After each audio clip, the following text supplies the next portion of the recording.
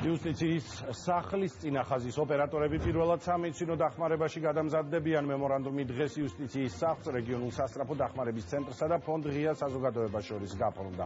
პირველ ეტაპზე ჯანდაცვის სამინისტროს ეროვნული სასწავლო ცენტრის ბაზაზე შესაბამის სწავლებას 19 ფილიალის 50-მდე თანამშრომელი გაივლის პირველად სამედიცინო დახმარებაში.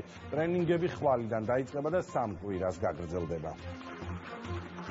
სასწავლო სამინისტრო დახმარების ცენტრის ეროვნულ სასწავლო ტრენინგ ცენტრში იუსტიციის სახლის 50 თანამშრომელი გაივლის ტრენინგს გადაუდებელ სამინისტრო დახმარების აღმოჩენაში.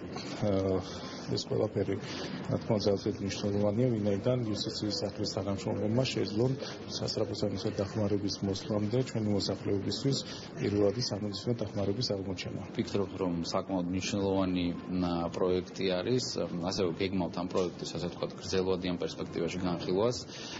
აუცილებლად ჩატარდება რეტრენინგები, წარმატებული თანამშრომლები მიიღებენ აუცილებლად სერტიფიკატებს. ჩვენთვის ძალიან სასიამოვნოა მათთან თანამშრომლობა და მათი თანამშრომლების კვალიფიკაციის ამაღლება.